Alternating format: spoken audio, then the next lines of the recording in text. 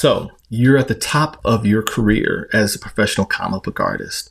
You are working on projects and characters and storylines that you only dreamt of as a fan or as a kid.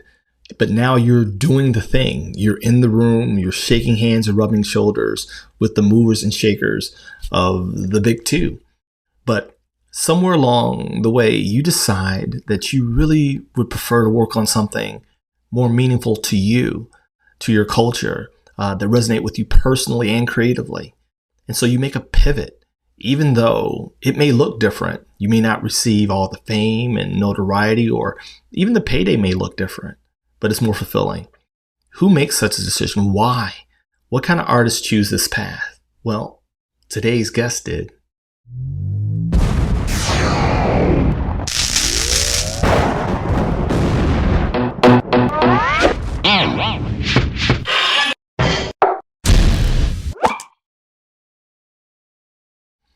Hey, Ka-Pow fam, and welcome to Art to Art. I am Doc Solo, the director of Ka-Pow, the Comic Art Academy, the real art school for real people with real lives, taught by real industry pros. And here I have the distinct pleasure and opportunity of sitting down with some incredible artists across the creative spectrum, and they openly share their journeys, their highs, their lows, and their processes and the lessons they've learned, even if some of them were the hard way. They share it all here with us. And I don't know about you, but even though I've been at this for a long time, I love hearing the stories of others, especially at this stage of the journey for me. Now, you may be at a different stage. Many of our students are at the forefront of their creative pursuits, but I don't think we ever stop learning and benefiting from the experiences and the lessons of others. And I'm so grateful that today's guest is willing to share, as only he can, his journey and the decisions he made and his outlook on the industry and his takeaways. He shares it all candidly, openly, and actually gently. And I really appreciate his delivery, and hopefully you will too. So on that note, sit back, grab your favorite beverage, or just let it be background noise as you hack away at your next project. But don't miss this episode of Art to Art, part 2 of my sit down with Mr. Eric Battle. Let's lean in. At least during that particular time, again, that when after I moved back to Philadelphia, and I met author L.A. Banks, so like during I don't know if you've seen like my most recent Instagram post. It was like I have, it was featuring a lot of the work that I did with her. Mm-hmm. So again, like that encouraged me. She encouraged me, and again, that helped me kind of like really hone in on who I wanted to be as an artist. So again, and realizing too that the comic book industry and the world was larger than the big two. So, yes. That, and again, that can only happen when people who, like artists who had the skill to work for the big two, they didn't get in. So they were like, you know what, we'll make our own lane. So again, it's like, when you look at some of these other companies, I'm grateful that, that the whole playing field has been expanded. So with that though, of course you're gonna get varying skill levels, and so it's like it all, I can appreciate all of it. Mm-hmm, mm-hmm. It's leveled the playing field to a degree, and now with social media and the internet, yes, you don't have to be beholden to someone at Marvel or DC's yes. opinion. So it's like, okay, yeah, you can go and do your own thing. Right. Honestly, it's like, I think some of my, I always want to feel like I'm growing. And I always want to grow. I always want to be able to do whatever I'm doing today. I want to be able to do it better than I could have done it yesterday. So it's like, Love okay, it. looking to stretch myself, stretch my skills, and all of those sorts of things. Um, and it's in 2019, um, me and a small group of other creators of color, Hmm. we were invited to the big comic book festival in Algeria. Wow. Wow. Dude, it was a mind blowing experience. Wow.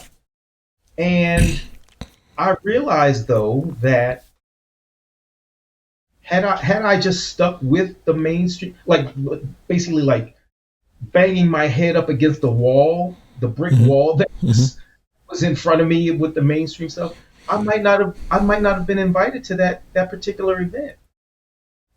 So I was just like, okay. And again, just like going out to Algeria and seeing um other works, being done by, created by artists over in France and Italy and Germany and Africa. And just like, wow, this is, I was like, it just like completely like blew my mind, and let me know that again, yeah, this is, the world is bigger than Right. these two companies Yeah. uh, in the United States. So, and it's like, wow, this is where I want to be. This is where I want my stuff to be. When your stuff is recognized around the world, That's that big time. again, that puts you in a That's big time. complete. Yeah. So, um, it just kind of like expand like my vision for what I want to do. Hmm. Um, and it's just like we'll see where this current stuff is heading. Um, and so like with those frustrations that I had in those like earlier years, Hmm. um,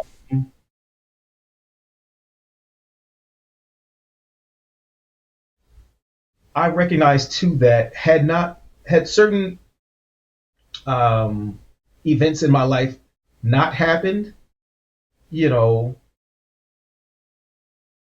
other positive events may not have happened Right. that would have put me where I am now. Right. So it's like honestly, like I can say, like if if I hadn't moved back to Philadelphia in the midst of like a separation and divorce and all those sorts of things, I might not have met LA Banks. Hmm. I might not have met some of my other friends who have like again just helped, who saw what I was doing and saw what I was capable of do these other things that I'm doing now. Hmm. So it's like, I can't, I can say like, oh, I regret that, this particular thing happened in my life, but had it not, I might not be here Right. sitting here talking. You That's know, that's so wisdom, man. That's wisdom. I mean, I love hearing things like that because my granny used to always say, just live long enough. Life will teach you some things. You know what yeah, I'm saying? You you have to pay attention got to pay attention. when what's happening and why it's happening, Right. and you may not always have the answers to why it's happening in the moment, Right. but It may suck in the moment. Right. It may actually suck in the moment. Yeah. it's absolutely going to suck. Right. So that's where the lesson, if you can get Right. past that, that's where the Right. lesson comes. Because Absolutely. something will happen later on that you'll be like, that's why. That's Yeah. why. Yeah. Because that wasn't, whatever that was taking you through it, it wasn't Right. for you. Right. So now, again, getting through that moment, Right. you'll come across the thing that's for you. Man, you are blessing me profoundly because that's actually one of the stories, that my story attracts my students, obviously, because mine is unconventional, right? But for years, I'm transparent to a fault. I tell everyone, there's the most dangerous man in the world is one you ain't got nothing on them. So I tell my own business, right?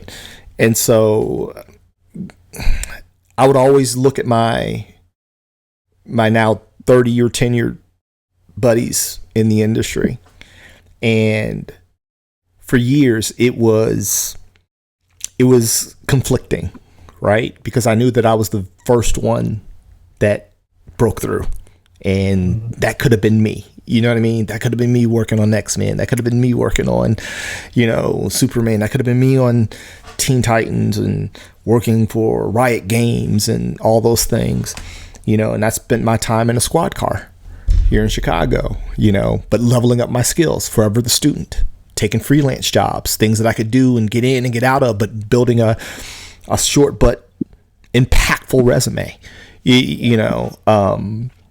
but there was a little tinge that's being human, right?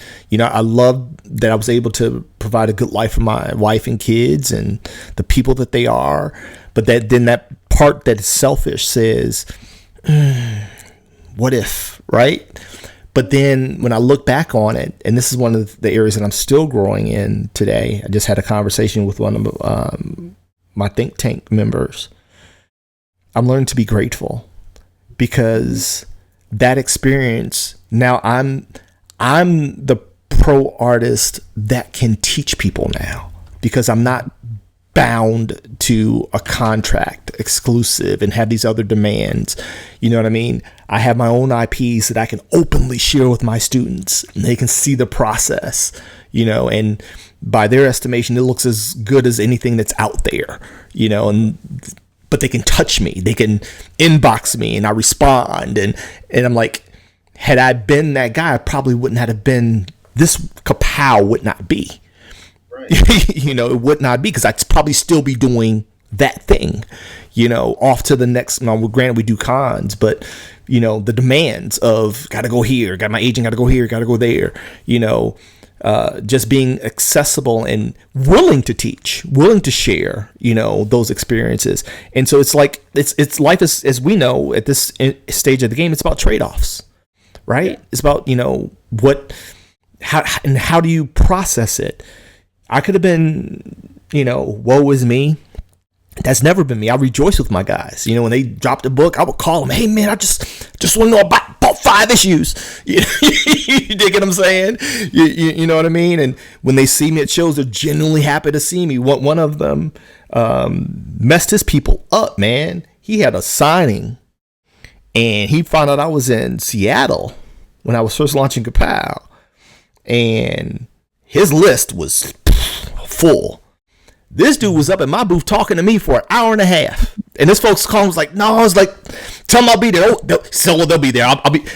Is the relationships, the affection, because I never hated on them. I was like, no, man, go get yours. I'm rooting for you. And now that I'm retired from law enforcement and now I'm able to do this, they're rooting for me. You know what I'm saying? Hey, so let me know. I want to be on your show, dude. Hey, if you want to get some work, I got an editor. I can drop a.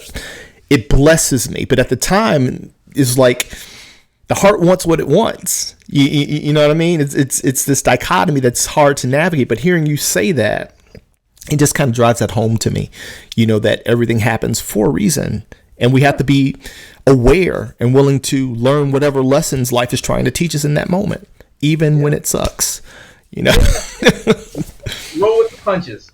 Roll with the punches. I love that. You said you got some really exciting things going on. What can you share? I want to know what's going on with Mr. Battle right now. You said you're doing curation. Whatever you're willing to share. I won't pry too hard because I know how it is. But with some of the images that I sent you, the stuff that I sent you the cover of the graphic novel Blam. Yes. And that was a graphic novel that I curated and art directed with Temple University here in Philadelphia. Oh wow! The Charles Blockson Library. but yeah, I was able to curate, art direct that graphic novel with them, and it's a graphic novel that it features 14 illustrated profiles of African Americans who had had a major impact on the city of Philadelphia. Right there. Um, There it is. Wow. Love it.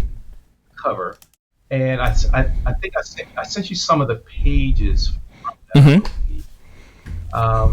But it, so um, Dr. Turner over at Temple's Blocks and Library, she reached out to me to. She and I had worked on a jazz project Hmm. uh, a year or so earlier than that. So she reached out to me to put this graphic novel together.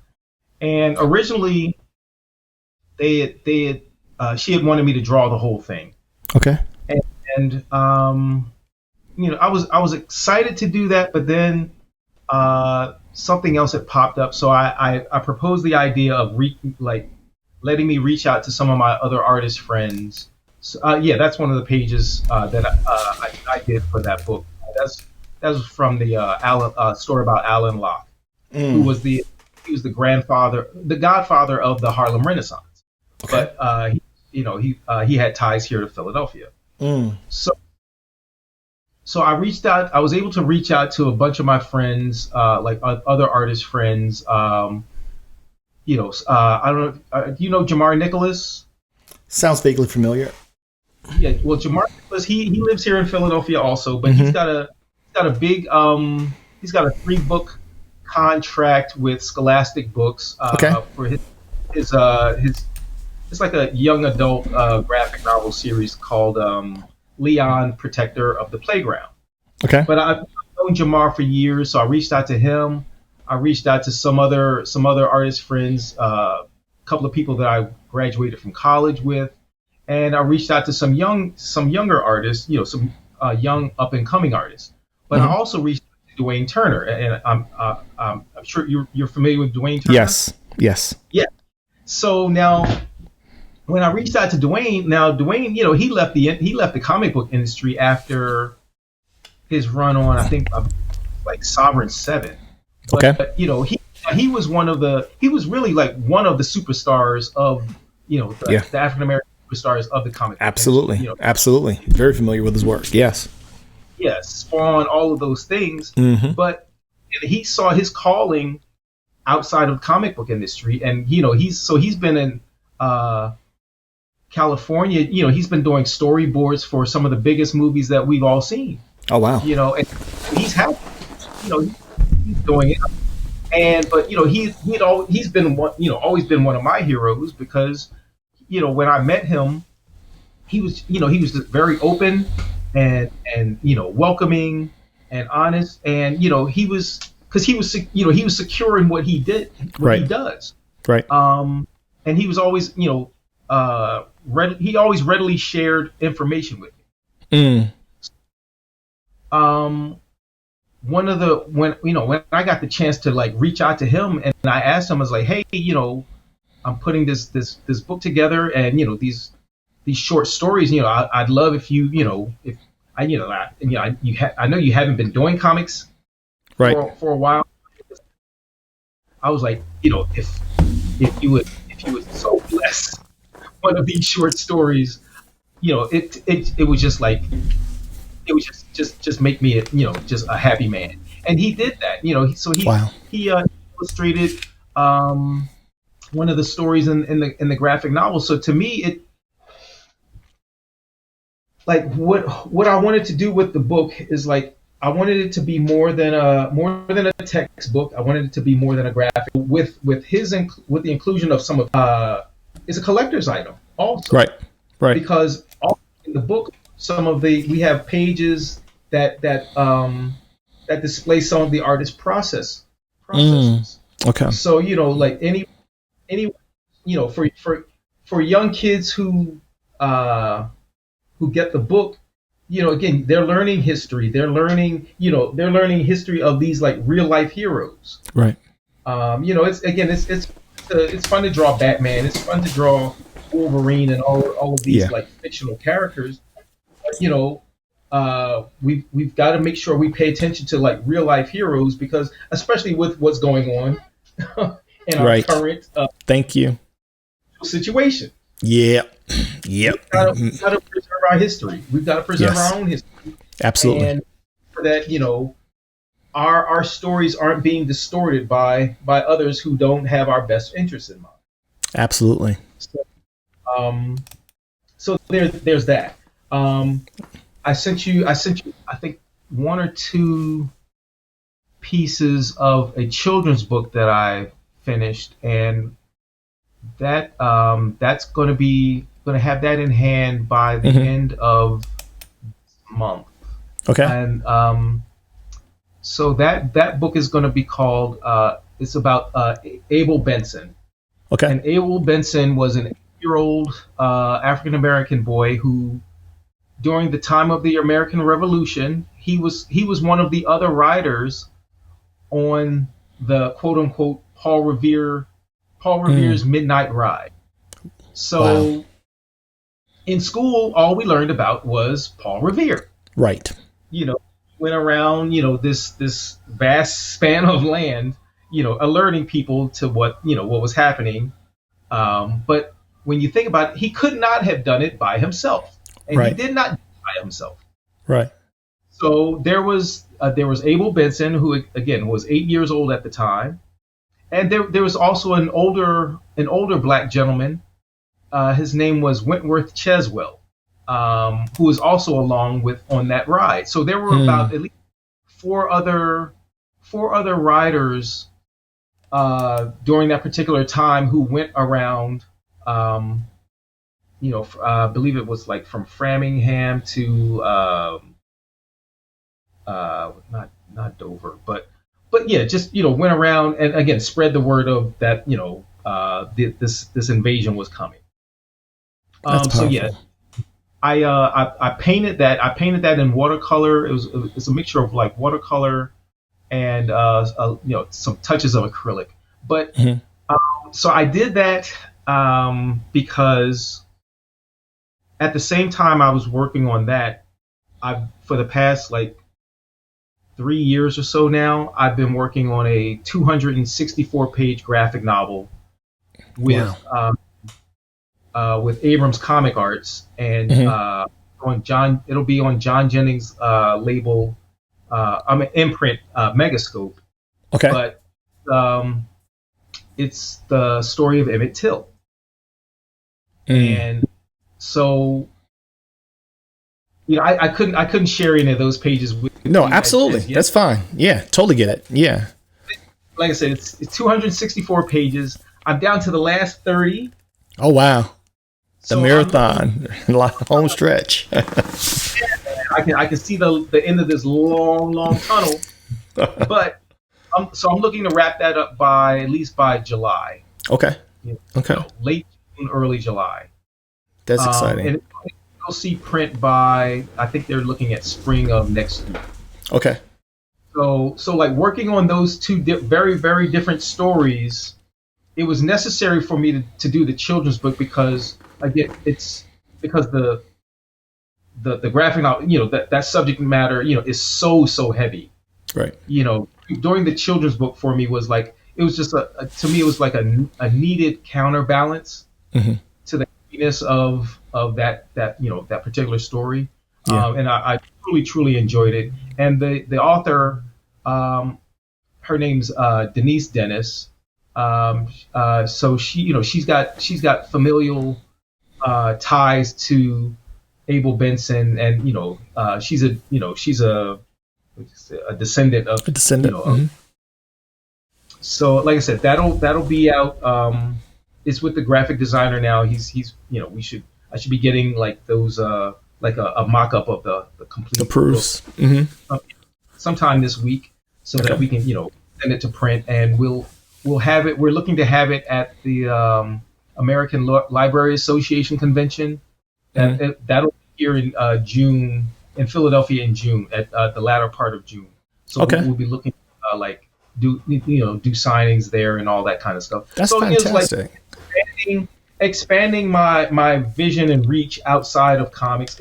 Right. Again, I love comics. I will always love comic books. Right. And I love doing the artwork.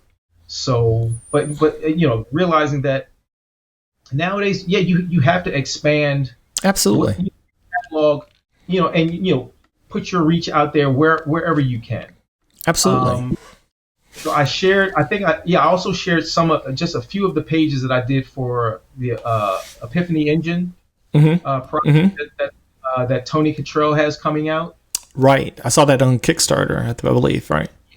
Yeah. Mm-hmm. So I'll make sure I put links down. Whatever you want to share, I'll make sure they're in the description. Oh, cool. Absolutely. So it's like there's a with those things in particular. I'm really excited about. I'm looking forward to seeing how the rest of the Epiphany Engine stuff comes to fruition. And like I said, I'm just excited about all of these things that are coming up. Right. So it's like, again, with all the things that happened before, whatever frustrations there were, I'm like, oh, that's all. It's par for the course. Yeah, it's par for the course. It's part of the journey, and that's one of the things that I'm really keen on. Me and my instructors as well on not on properly calibrating our students' expectations. Right? It's the landscape looks different, and you don't want to set anybody up for failure. Right? And at the same time, I take this from what I learned from my mentor. He was not trying to dissuade me from going into comics. He just laid out the facts, right? And make a decision, but at least know what you're getting into so that you can head yourself for success. You can position yourself for success. When it comes to, I love how you highlighted, it's not about comics, and that's why our school is called the Comic Art Academy, not the Comic Book Academy. The arts are encompassing, right? They're an umbrella term. When people look and say, well, you haven't done anything mainstream. I have my own books that I've done. I have 3 books that have never seen the light of day. I show them at cons and they see the raw pages. Like, you actually see, I actually have more books than I actually published, but the skills translate into so many other arenas. I've done storyboarding for commercials and video games and concept design, and I've worked on New York Times bestseller projects, and I'm like, it's the skill set. It's not comic books per se, but even like with our students, because many of them are, you touched on it before, how the shift in the democratization of the landscape. We don't get people that want to work at Marvel and DC anymore. It's not a thing. Like, we have a 2 interview process for our students to come in. And the very first interview is a list of questions that I compiled based, as an FBI trained interrogator. I'm looking for certain types of students, right? Okay. And that's a real thing. So the questions are very targeted, and how you respond. We record them. Our team, does them, and I'll watch them. But one of the first questions is, what are your goals? What do you want to do? What again, if you don't have a target, you'll hit it every time. You know what I'm saying? If you don't have a target, you'll hit it every time, right? And so, but what's telling is, again, the shift. Like I said, back when we were breaking in and cutting our teeth, it was the big 2 or bust. People forget, like the author of Bone, who, one of the landmark deals with Scholastic, he was in Artist Alley, man, and people were just walking by him. You know what I mean? ElfQuest, they were independents. People weren't really, they were underground, before they broke through. Back then, it wasn't sexy to be, that usually meant, correct me if I'm wrong, either you weren't good enough for the big 2, or you were cast out of the big 2, right? And those are the guys you saw typically in Artist Alley, that weren't at the big booths back when they attended shows. But now it has shifted, so people aren't even looking to do that anymore. It's refreshing to me personally. It's refreshing to me, because I've largely not been that guy for a long time, Yeah. Well, it's funny because, as I remember a couple of years ago, good number of years ago. Mm-hmm. There's uh, there's a brother who's working in the industry, and he he was telling me about an interaction that he had with one of the editors. Mm-hmm. The editor told him that his work was not didn't warrant a particular page rate. Ooh, okay. And as he was telling me this, I cut him off. I was like, I don't even want to hear the rest of this, because I was like, because it incensed me that, again, this like say, when you mentioned the gatekeeping, again, it's like this particular editor was telling this guy, again, who phenomenal work. He does phenomenal work. He's still doing phenomenal. Actually, and he's still doing phenomenal work for that particular company to this day. Oh wow. Okay. But that editor who was in place at that particular time told him, well, yeah, your work doesn't, it doesn't warrant you getting a higher page rate. So, those sorts of things where, again, you're being discouraged. But yeah, I asked him, I was like, I don't want to hear the rest of that, because as well as I do that that person is full of complete BS. Right. So it's like, please don't internalize any of that. Right. Let it roll off your shoulders and keep going. And he has. Good. So again, you just have to recognize that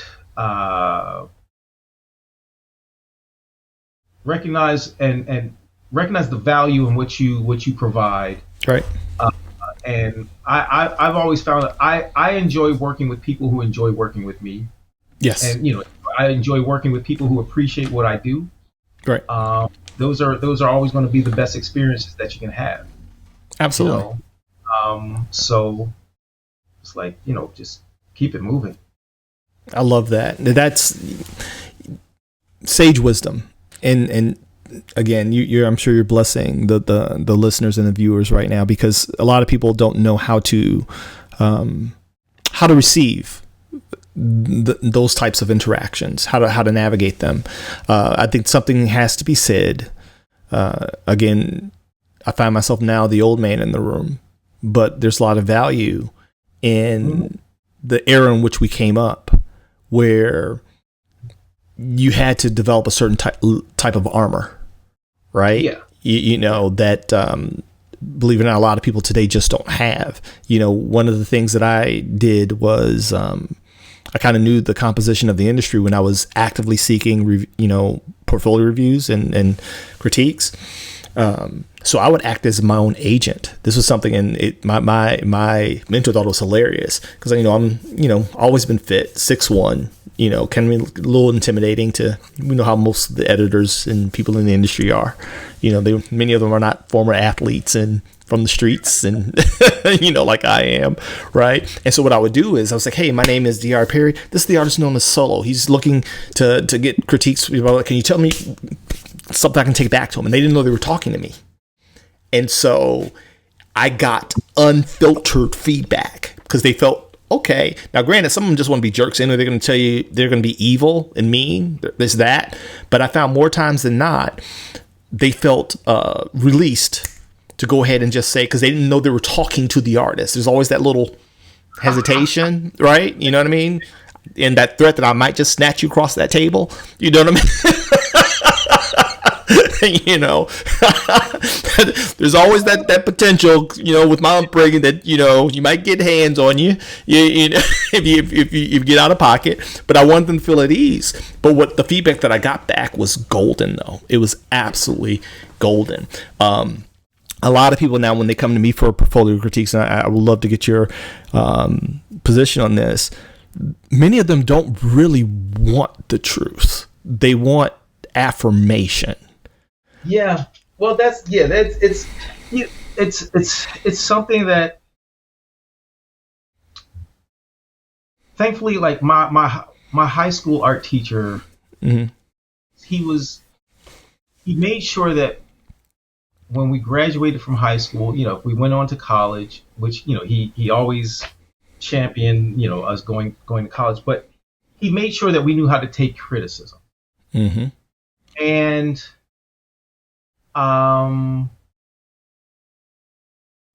yeah, that it's a skill that a lot of people have trouble developing, because Yes. again, it's like, as and any artist always wants to feel like, they want you to see their heart Yes. on the page, on the screen, Right. whatever it is. And yes, and sometimes, in giving criticism, I like to be as gentle but firm as possible. I get it. I get it. You don't want to kill anybody, right?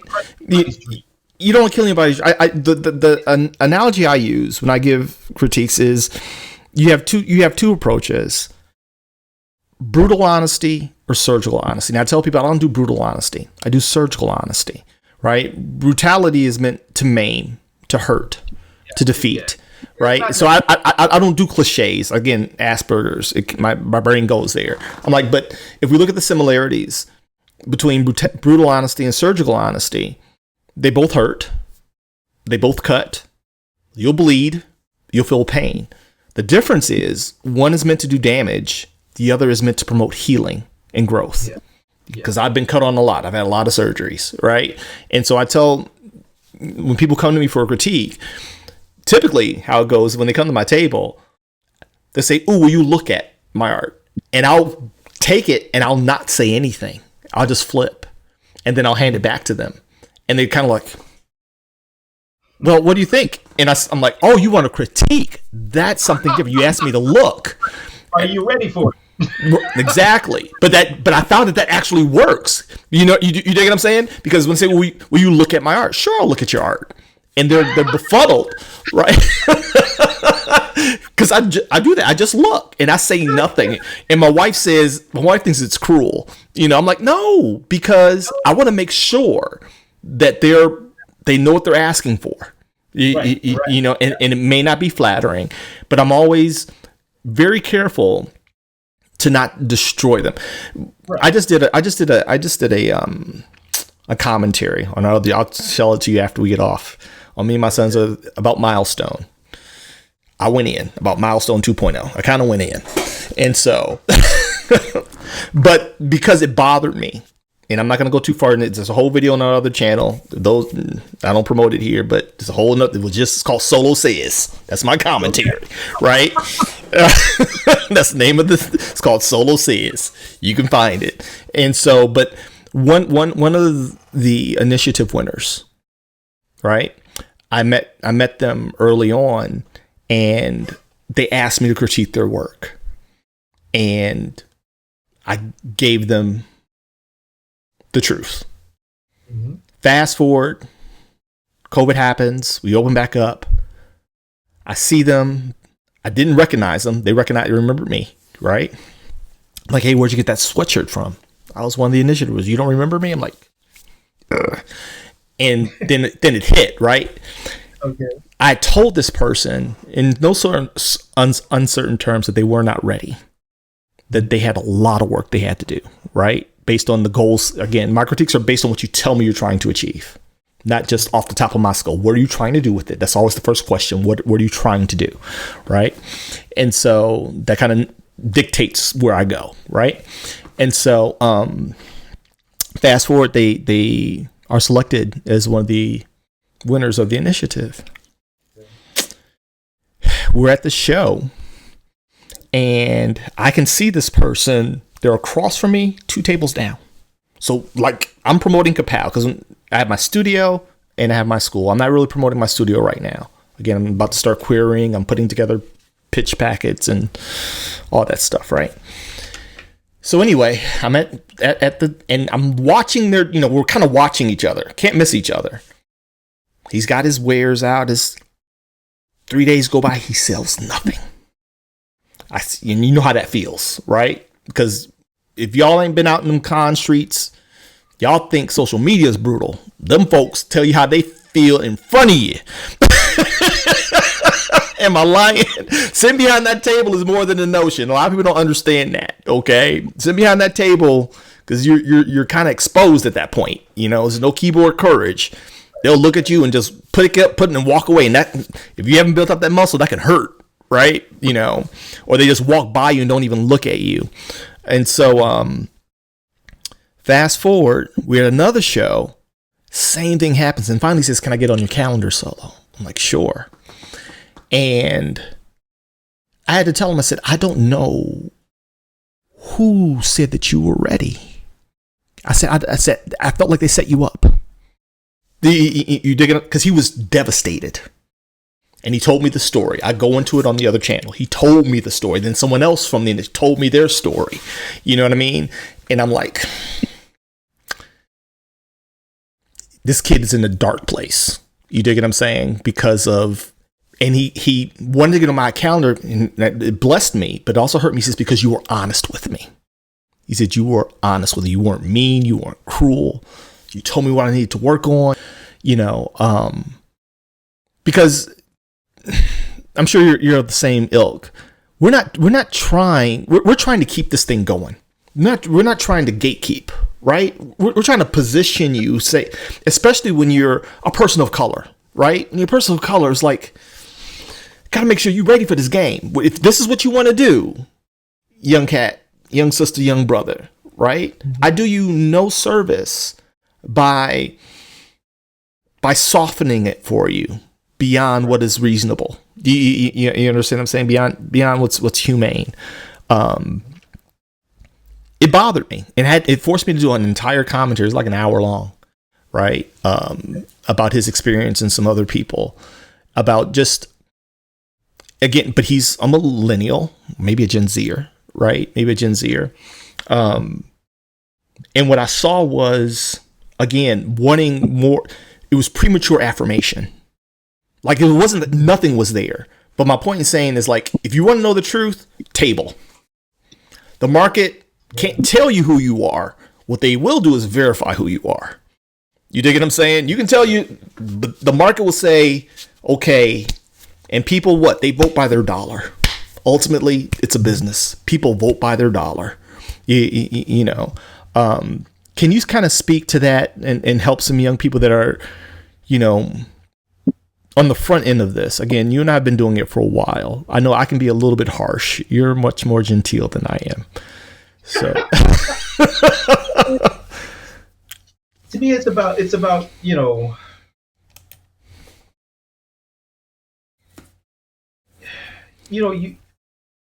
all of us have to be, all of us are you're going to get to a point where you have to look at whatever it is that you do, and you have to look at what's being published, and you have to be realistic with yourself.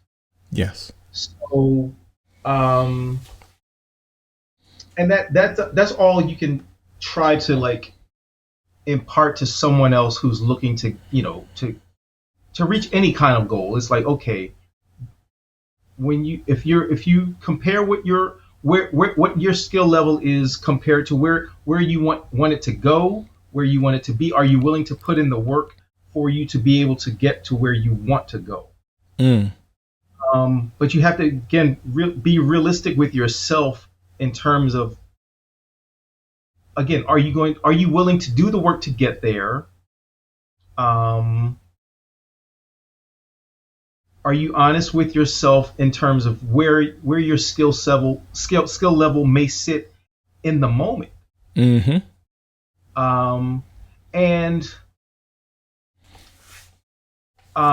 You know, when you talked about someone who had shown you their portfolio, but really didn't want to hear, they weren't ready for a critique, and they really didn't want to hear you critique their work.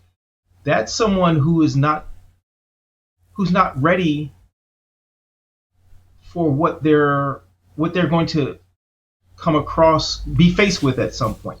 Mm-hmm. Because that person is not going to take criticism well. And I've seen instances where a person who is, they put their portfolio in front of another artist, a more established artist, and that artist has offered even minimal criticism, and that person showing the work crashed out. Yeah. Because again, they weren't ready to hear that, oh, it's like you might need to, firm up your anatomy or, perspective and those things. And it's like you don't, they can get argumentative, and you don't want to get into an argument with that person. Mm-mm. Because it's not going to end well for anybody. Right. And again, that gets back into the piece about being professional. Some people just, they're not going to get it. But for the individuals who let it, who let it be known that they're hungry for the information that you can offer them, they're willing to be flexible on their views and their approach to their own goals. Those are the ones who are going to be most acceptable of your expertise and the information that you can offer them. And some people again they're not going to get it, and they may have to learn the hard way, which is what they're going to encounter, whatever they're going to encounter. But right. Again, you just try your best to reach the ones who are open to what you can offer them. I love that. Thank you so much. Well, we are over time. I could talk to you all day. But I know you got a lot of stuff to do, but I want to ask one final question, and then I want you to share where people can find you. I always like to ask one insightful question to my guests, at least when I usually have a whole list, but we've been abandoning the list as of late. Your position on AI and the landscape of the arts. What are your thoughts on this much daunted controversy that we find ourselves in? Yeah, it's I'm not a fan of it at all, because it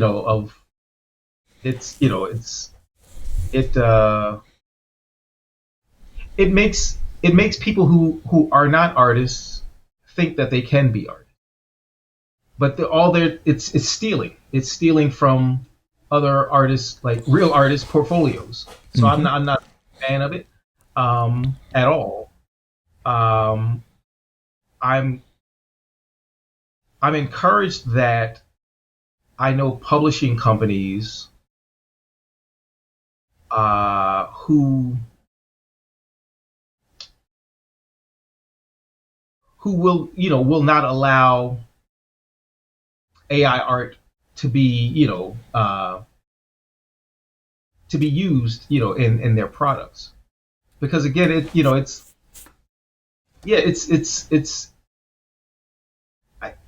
can see it as using it as a tool. It's a tool, right? But when people want to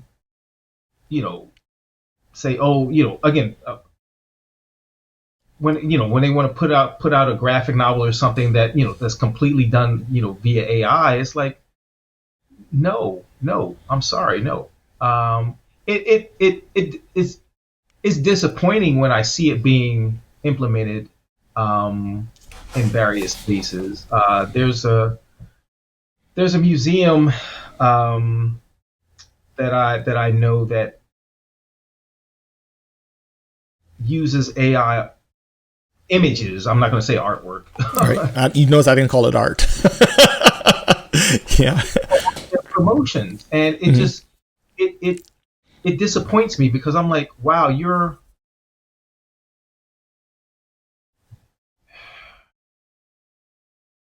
to me it devalues real art. So yeah, I'm not a fan of it at all.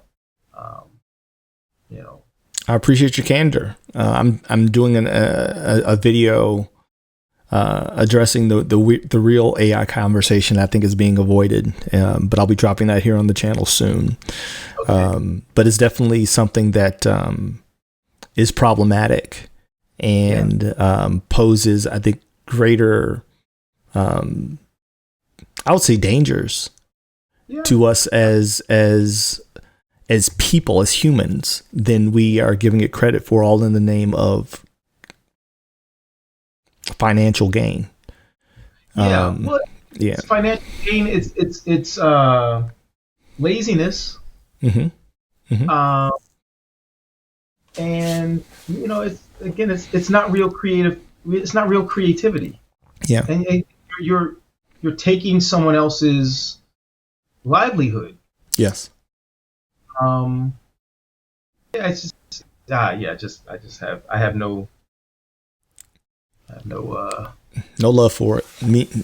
We are of similar, and again, I'm gonna get into it for you guys. I'm gonna go and do a deeper dive into my position on it. I held a little round table last year or so that's also here on the channel with someone from Meta, someone illustrator, and another friend of mine that is more on the commercial side. And we had a conversation here on the channel, the AI debate, where I was basically just moderating, but I'm going to be giving my thoughts now that I've I think more of a greater understanding as to really where we are and where it could potentially take us, you know. But you get no arguments from me, you know. You get no arguments from me. Well, Mr. Battle, thank you so much. Share with everyone where they can find you. I'll make sure I put links in the description. Anything that you want to promote with our following is growing, so I'm excited about that. We're going to be moving full steam ahead on this YouTube thing, and so this will be evergreen. So let the people know where they can find you and where they can support you. Yeah, I mean, it's like, you know, I pop up on Instagram and Facebook. You know, that's the extent of like my social media presence. It's like, you know, I know I need to post more and all that kind of stuff. You know, honestly, like that means you're working. That means people don't understand the correlation between the working artist and hobbyists. Most of the people that you see posting all the time, people listen to me. Seriously. The only reason you see me on YouTube is because this is my business, right? This is where I have to be. I'm a card-carrying entrepreneur. I've had several other businesses. This is par for the course for what I do. But as an artist, as a creative, those that are busy doing the thing, you don't see them out on social media as much because they're grinding away, because it's their livelihood, right? And it literally is a trade-off. Yeah, like once with the children's book thing, the project. You know, once that's off to the printer, I'll start posting like whole images from that. You got NDAs, you got contracts. All of those things. People don't understand, and fans don't understand. Consumers don't. Every professional artist that I'm fortunate to know, again, very, very minimal social media presence. The only reason you'll see me here, because this is our school, it's our business, and then you'll see me on my personal IP channel, right? And that's to promote it in the Patreon. But we're from a generation where you just did the thing. You dig what I'm saying? You that's where we come from, right? You just did the thing and you let it work out. You know, all the show and tell, we didn't used to do that, you know. I don't want to talk about I don't want to talk a lot about what I'm, you know, right. Oh yeah, I'm going to do this. Right. It's like, let me get it done. Once it's done, we can talk about it for days, you know.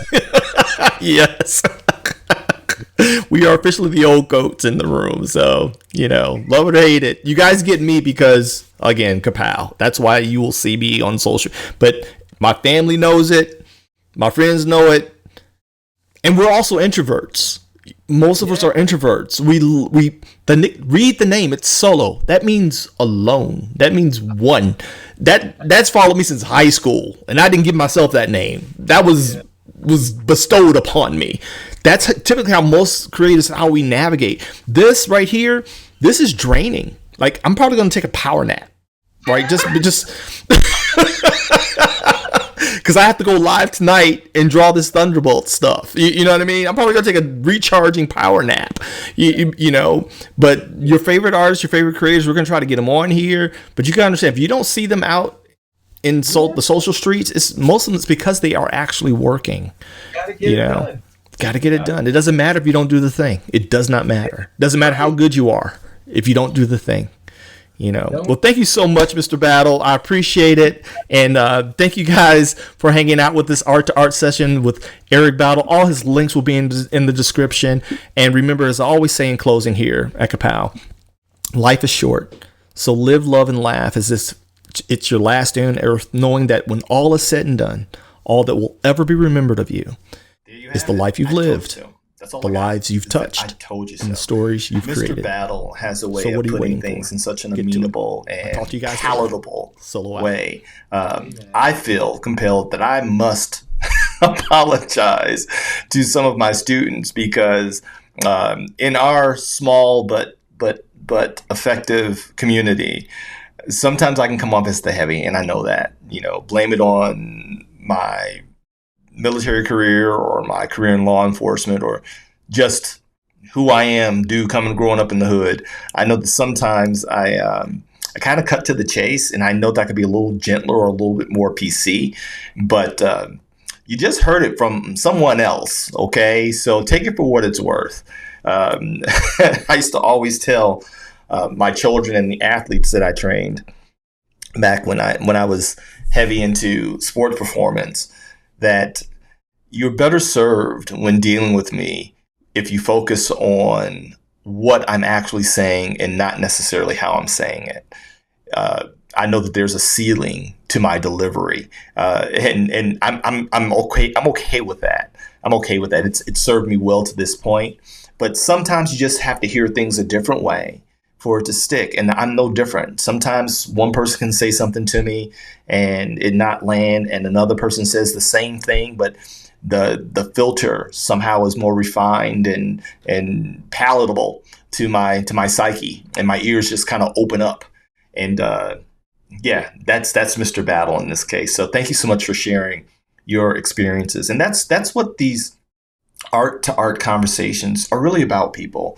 They're not just about clicks and follows. They are about equipping and encouraging and inspiring those who have set on this creative path, be it comics, animation, writing, whatever the case may be. We're going to have the full spectrum of creative disciplines here on Art to Art. Again, as I say, some of them are going to be friends. Some of them I'm meeting for the first time in these conversations. And I hope sincerely that we become at least acquaintances afterwards. But this is for the community. This is my small way of contributing to the art world that has been good to me. It's been good to my family. It has provided so much comfort as well as frustration, but education and also certain strengths that I would not have without it. And now that I'm on the southern end of my creative journey, not at the end, I ain't peaked yet. But now that I'm on this end of my journey where I am getting back into my own productions and self-publishing and putting together pitch packets and, you know, doing what I could not do due to my responsibilities as a husband, as a father. Now I get to indulge, and I want to share that with you guys. But that's also why I created Ka-Pow. Remember, I created Ka-Pow for people like me.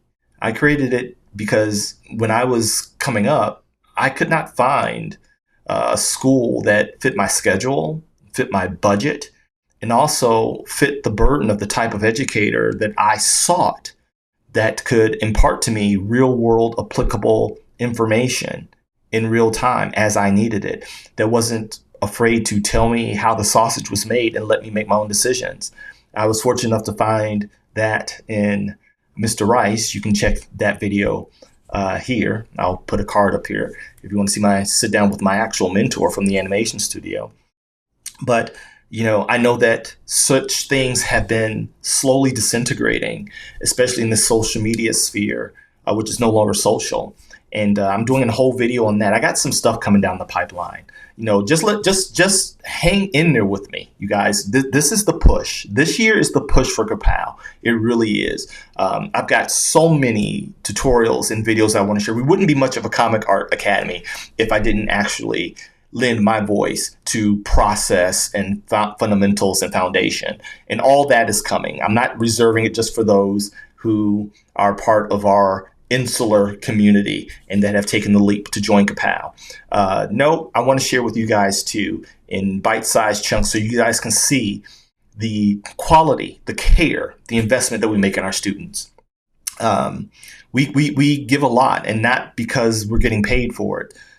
My instructors are compensated, but a lot of what they do is because they really care about the creative industry, and they care about aspiring artists, and they care about helping others get their stories out into the world. We actually care.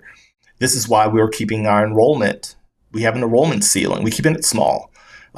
We haven't reached that ceiling yet, but we like the level of engagement from our weekly gesture drawing classes to our monthly fam jams, our Ka-Pow fam jams that we started in honor of our now gone student, Stephen Cromwell, to help inspire and reinforce the sense of community that we treasure here at Ka-Pow.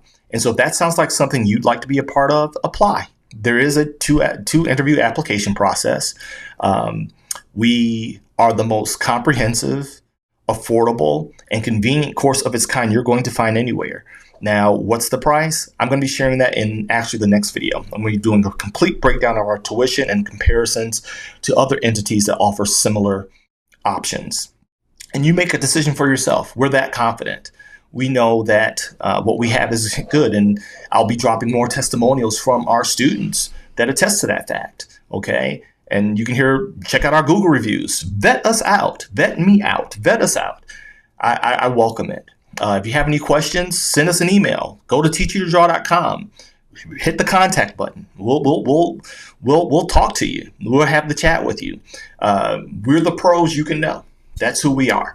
And so, and also, mom and dad, we ain't forgot about the young ones. Starting at age 10 through age 16, we have now developed Ka-Pow, the Prep Academy.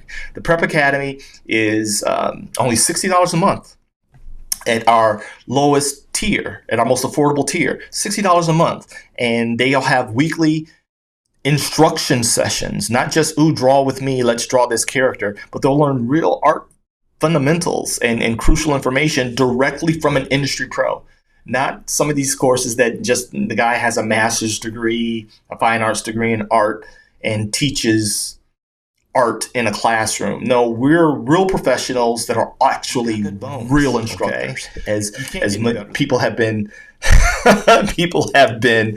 divisive on the new I think American Apparel ad with Sydney Sweeney. Ka-Pow's got good genes. Okay, we've got good genes.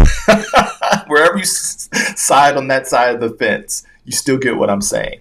All right, we've got good genes because this is a part of me, and it's a part of my instructors. We're all committed and invested to giving you the best possible experience for your investment.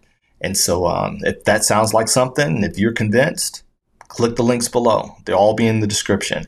So on that note, in closing, I want to thank Mr. Battle once again. Stay tuned for tutorials, weekly live art streams. Those are coming. They were supposed to come before my studio flooded.